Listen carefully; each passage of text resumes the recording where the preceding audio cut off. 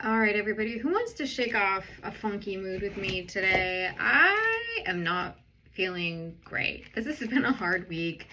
Weird energy. I don't know if it's Pluto retrograde squaring Mercury. I see all the things on the line. I don't know what they all mean necessarily, but I know it has been a week that is off. It's just off.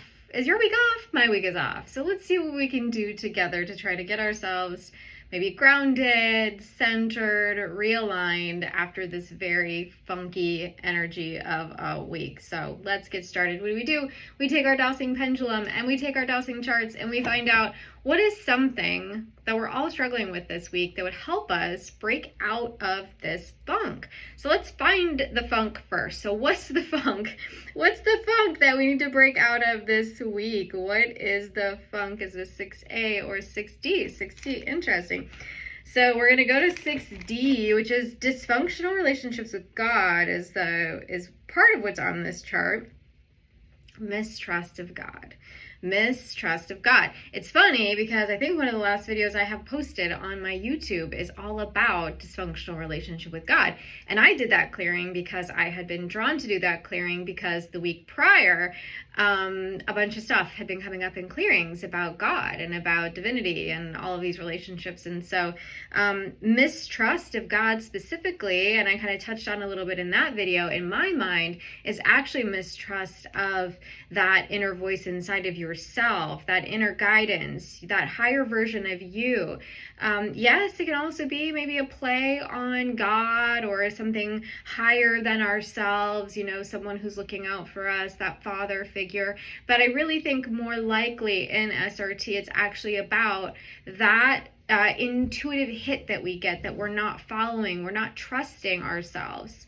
And it's really interesting because that's part of what I definitely have been struggling with this week is having made decisions and then immediately thereafter being like, why did I just do that? Oh my God, I like feeling like I am not my normal trusting in myself self. So maybe that's what we all need to work on today is trust in ourselves. So I'm just going to ask a yes or no. Is it trust in ourselves that we need to work on today? Okay, that was a yes. So that was my pendulum going this way. So what is getting in the way of us trusting ourselves? Is there an energy? Is there a being? Is there a block? Is there a program? So what's going on? What is it that is blocking us from trusting ourselves, getting in the way of us trusting ourselves? Is this 5, 6E, or 20? Chart 5. And you see I had a couple options there, so I asked a clarifier just to define for me, make sure I was going to the right place. So chart 5, what is it on chart 5 that is blocking us or preventing us from trusting ourselves? Codependency, relying too heavily on the other to trust ourselves, right? It's almost like we don't trust ourselves because the response we got from the other was confusing. It wasn't what was expected. It was misread, misunderstood. And so then that makes us distrust ourselves. So then instead of believing that, no, you did take the right action, it's just that it had the wrong outcome. And so that can be really confusing when you can take the right action but get the wrong outcome, and that can absolutely create the sense of distrust. And you're like, okay, but if I was justified in trusting myself, then that thing would have turned out right. And the truth that I know, even though I might be struggling with it today, is that you don't know what is the right or wrong outcome. You may think you know what is the right or wrong outcome, but you actually don't know what is truly going on beneath the surface. You don't know that action, although in today's outcome, in this present moment, looks like it created a certain kind of consequence, that there isn't actually a whole other path that was set in motion that you just don't see yet, that there isn't actually something else brewing under the surface, working under the surface to manifest a different outcome and a different reality that you just don't get to experience yet. And I saw this recently when people were talking a lot about, the Scorpio full moon, and we're being called to look back on some intention we set a year and a half ago at the new moon, the Scorpio new moon a year and a half ago, last November, November of 24, whatever it would have been. And when I heard that, I was like, well, how the heck am I supposed to remember what I was thinking about back in November 2024. And oddly enough, I looked at my voice notes because I record a lot of voice notes for myself. And sure enough, I did a whole voice note, like an hour and a half long voice note and clearing and channeling session on that date. So I got to re-listen to a lot of the things that I was thinking about or obsessing on or praying about or trying to clear on that date. And then lo and behold, yes, it really did line up with what was going on for me at that full moon. And so it was a good reminder that yes, some things don't happen instantly. And you might think, okay, well, I acted, so that means the consequence should happen instantly, or this thing that happens instantly is the consequence. And it's like, oh, no. That is just some, that's the that's the side dish, right? That's, yeah, there's some energy that was just created by what you did. But that is not actually like the long-standing outcome. That is just this immediate outcome.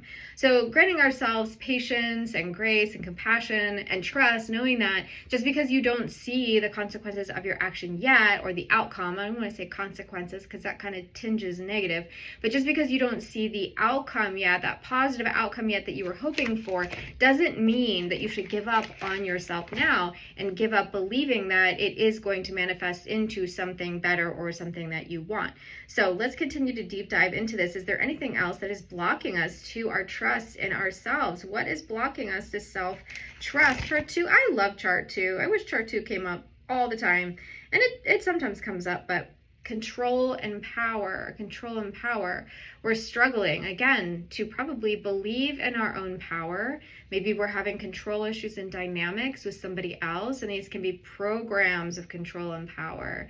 The energy of control and power. So there's power dynamics, control dynamics that we all need to be released from, because for some reason that is blocking us from trusting ourselves. So release ourselves from any control and power dynamics now that are not serving our highest good in this present moment. Releasing ourselves from the need to control, asking for others to be released from their need to control, and asking for those control and power dynamics that exist among people, among situations, to just be diluted, right? To be dissolved, to sort of fall away energetically. And this is when, again, then we feel our chest softening and we're like, okay, I was operating in a place of needing to be in control. Okay, see, I needed to release those words so that now I could think about what this really means, which is I need to be able to release control in order to trust myself. You know, is it really trust if you haven't given up control? Is it, I've talked about this in clearing before, is it faith? Is it real faith if you haven't been willing to give up control? If you haven't been able to lean into true acceptance? Is it really faith if underneath the surface you're like, I don't even believe in this. I don't even know if I believe in this. I don't even know if I believe in this. You know, faith is allowing. Faith is letting go of the need to control the outcome. So trusting ourselves that we know the right thing to do in a given situation, doing the thing in that situation, and then letting go and saying, okay, I see that there's some reality that's been developed from that doesn't quite track what I thought was going to happen, but I let go of the need to control that. I'm going to allow it to, I'm going to step back and allow this to develop. And that's really, really hard for a lot of us. Really, really hard for a lot of us. We make up for a lack of trust in ourselves by being really controlling. Yeah. We do. So releasing all of us now from this need to control the outcome, from this need to hang on to fear that it's not going to work out. Because really, if you're somebody that is deeply in need of control and power, it is most likely rooted in fear. So releasing all of us from that fear now, whatever it may be. What else can we do in today's clearing as it relates to distrusting ourselves, not really being able to firmly believe in who we are? So I'm seeing ego. We got fragmented ego down here. We have ego chart 3. Where is our ego hanging out at right now on our chart 3, and our chart 3 again talks a lot about, oh, we're way low. This is like as low as you can go in the expansion of your consciousness, right? So let's say our consciousness starts down here, like the muddiest of the muddy, and then slowly through time, experience trauma through, through acceptance, awareness, love, expansion, faith, we get to climb consciously into an expansion of our conscious awareness, into our spirit, the expansion of our spirit, really. And right now, our ego is keeping us down here. So is it being a block or a program? So we're seeing that it's a block. There's a block to our soul's expansion. There is a block, sorry y'all, there's a block to us being able to fully trust ourselves and to be able to expand past the point of these mucky, muddy humans into our full spiritual awareness. So what is the block? What's the block that is keeping us from our full spiritual awareness? So let's go to 10B. This is called Programs Created by Spirit. Ooh, so are we body programs or are we clear rebuilding and mirror images? So we are body programs. It's actually in our body as well. There's something in this physical form that is keeping us in this energy of distrust, in this energy of I need control, in this energy of I can't have faith in the outcome. Oh, so we're softening all of our bodies wherever that is living. Maybe it's living in your heart. Maybe it is living in your hips. Maybe it's living in your shoulders. Maybe it's living in your throat, and it's created an inability for you to be able to trust your own words. So releasing all of us from the body programs now that are creating blocks to our trust, to our self-trust, and to releasing the need for control. I'm sure I needed this so bad tonight because, yeah, no, this tracks for me. This tracks for me because, yeah, it is really, really hard when you do your best and the result of that isn't what you thought it would be, and you just have to let it go. And you can't try to fix it. What's done is done. You just got to let it go. So, for anybody who needs to hear it today, what's done is done. Release the need to control the outcome from your physical body. Now, softening yourself. Really allowing yourself to come to terms with what's done is done. And this goes back to another video we did last week, right? Of like the tolerance for discomfort. It's going to be uncomfortable when things don't go your way. It's going to go uncomfortable when you think an outcome that you thought was about to manifest does not. And you have to sit in it. And you can't immediately go right back in and fix it. You can't immediately go back in and try to change it. You have to accept the reality that has been made manifest from you following your intuition, even if, again, that, it goes contrary to what you thought might happen or what you thought, might manifest. So releasing all of us now from any guilt or shame, insecurity from things not going our way. My pendulum just wanted to spin the other way. Normally she spins counterclockwise, and literally as I was doing that, she's like, for some reason we're spinning clockwise on this one. Yeah, releasing shame, guilt, and insecurity. Hey, yeah, from wherever, again, that is living in your body. Where do you feel it in your body right now? Where do you feel that shame, that guilt, and that insecurity? Wherever it is, soften it, let it go, let it drift off. Use the power of your mind to be like, I am watching you melt away. I am watching you drift off. I don't need you anymore. I don't need you anymore. Okay, anything else we can do here as it relates to this block to trusting ourselves? Block to trusting ourselves. Is this chart 4 or AD? Chart 4. So that's where we go, wherever the chart tells us or whatever the pendulum tells us. So interesting. Is this past lives in other dimensions, or is this got past lives in other dimensions? Is there a program you want me to look up? Future life of worrying, fearing, and looping. Okay. So there's the program of worry, fear, and looping connected to a past life energy. And, again, you may or may not believe in past lives. You may or may not believe in reincarnation, and that's okay. I always just think if you are one of those people who feels drawn to SRT, but you don't believe in reincarnation, just imagine a different version of you that existed in this current timeline, right? That existed in this current incarnation.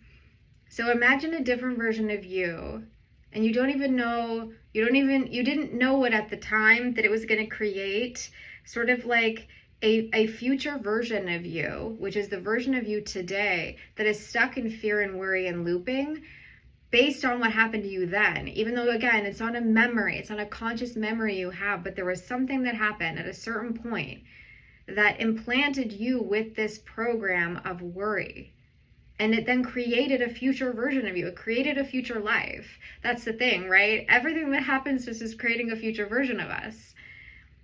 And we can go back and say, I don't even care that I don't remember the moment. I clear the moment. I clear the program that was created when whatever it was happened that created this version of me that is worrying. And that's where our past and future, present, parallel lives, they all sort of play in together. And depending upon how creative you are or how much you appreciate symbolism, you can kind of play in those different realms, and you can kind of start to have a little bit more, speaking of control, of your own reality by thinking about those things, by going back in time a little bit and imagining yourself back in that place, back in that space where maybe this program of fear first got started. That program of, if I'm not in control, then things will not go the way I need them to go. Or the program of, wow, I thought I trusted myself and still I was betrayed. Still, this thing that I thought with all my heart I trusted in, it went bad. And so now I don't trust myself because I have that past wound related to this fracturing that took place between, yourself and what you thought was going to happen, what you thought you wanted, what you thought you needed, what you thought you were going to manifest, and what actually did. And this can be extremely, extremely potent for people who have betrayal. If you believed in someone, if you loved someone and they betrayed you, it can be shattering for your self-trust. You can struggle with self-trust then for the rest of your life. And we're clearing that now and saying we don't need to have that. We can trust in ourselves again, no matter what that past life program was, no matter what that past life story was. We can have a future version of ourselves that is trusting, that does know better, that can tell when somebody is lying to us, is going to be sincere with us and authentic with us. People are good liars, but you also have a lot of really good insight and wisdom and intuition. So we're clearing all of us from any blocks that have come up or not come up to our insight, to our knowledge, to our wisdom and our intuition. Earlier today, I got a new high self committee, so I would love to ask for all of y'all who might benefit from it to get a new high self committee, because that can be really helpful as well. It's like, there's this version of me that needs to elevate, that needs to graduate. I need to take my soul and take her to college. She needs to go get her PhD. And in order to get her PhD to be able to function better in this world, she needs a new set of teachers to help take her there. And so calling on the masters, calling on anybody, anyone, any angel, any guide, any whatever, right? I often, I see birds or crows and I'm like, are you part of my high self committee? Are you here to help guide me? Welcome. So whoever you need right now in your life to help guide you into this next phase of this version of you that can let go of the need to control, that can trust yourself again, that can tap into your intuition again, we're calling that in for you now. All right. Anything else we need to do today? Is this 6E or 5? 6E. This is a chart that is hard for me to read with my old lady eyes. And this one says, rational, logical, and realistic thinking. We have obstacles to our rational, because that's what the top of the chart says. Obstacles to our rational, logical, reasonable thinking. We're just not thinking straight, y'all. We're just not thinking straight. We're so caught up in the moment. We're just not thinking straight. So we're releasing all of us now from any illogical thinking, any warped thinking. That's the word that just came into my head. Warped thinking, right? And again, now I just wanted to soften. I felt myself soften into that, go, oh yeah, okay. No warped thinking. Okay. Yeah, I don't need to have warped thinking. I don't need to have warped thinking. I don't need to have looping thinking. I don't need to have illogical thinking. I can think clearly. Yes, was I betrayed in the past? Absolutely. Do I have to now have programs of betrayal operating me for the rest of my life? No.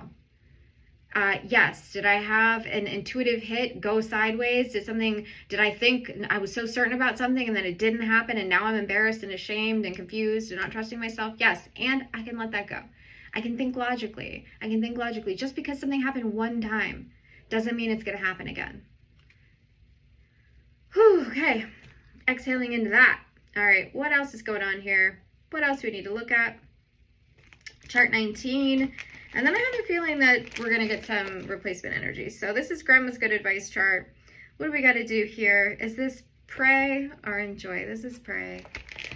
What does it mean to tap back into your prayer practice? I know that's really hard for those of us who grew up in the church and feel very wounded by that experience. And it's like, pray to who? Pray for what? And I really do think that for me, prayer has been extremely helpful. I use it all the time. And prayer can just be a mantra. It doesn't have to be to a entity. It can be. That can be really beautiful. But prayer can also just be getting your mind straight, right? If we think about that last thing we just looked at, logical thinking, warped thinking, prayer is an amazing way to have your mind straight and clear. I pray for healing. I pray for clarity. I pray for love for myself. I pray to dissolve all of the wounding I've been having around this. I pray to be able to trust myself again. What is the harm in saying those words and meaning them? What is the harm in having a practice around those prayers and those words? What is the harm in, sitting on the floor, crisscross applesauce and closing your eyes and really praying, really sending out from your heart the desires that you have and allowing the universe to receive it and allowing the universe to answer it back. That's been a big part of my prayer practice recently, is receiving. Not just asking. Like, I've tried to step out of the energy of asking and into the energy of receiving. What are the messages you're trying to tell me right now? What are the images you want to give me right now? What are the hits you want to give me right now? And that's been very, very helpful. It's like, I don't even need to put my own thoughts, feelings, needs, desires out there. What do you want to tell me? Because I have a feeling that whatever it is that I receive is going to apply quite well to whatever situation I'm struggling with right now. And that has very much been the case for me. So opening all of us up to reconnecting with prayer, reconnecting with a prayer practice. Okay, so we're going to release some final energies and then we're going to call in some new energies. So we're going to chart 6A, our energy exchange chart. So what are the energies today that we're going to release? Hate of self. Yeah, amen, hallelujah. Vengefulness. Awesome. Vengefulness, again, wow, that's always interesting when it comes up again. So really looking at this energy of vengefulness, clearing the hate of self, and then what is the new energy we're going to call in its place? That's what we're going to look at now. Helpfulness, calling in the energy of helpfulness, calling in the energy of grace. Helpfulness and grace, those are our two energy exchanges, or our old energy and our new energy to wrap up this video today. Whew, let's take another deep breath, finding ourselves right here, right now, back in our bodies, back in whatever room we've been in, back into this space. Seeing what we can do to transition into a state of acceptance, belief, lack of the need to control, just allowing it to be what it will be. All right, everybody. Thanks for watching. If you have any interest in learning more, you can visit me at www.thepointedstone. Maybe you'll see a picture of Rosie linked in there somewhere. Who knows? All right, everybody. Have a great evening, and we will see you next time on another episode of Clearing with Kate.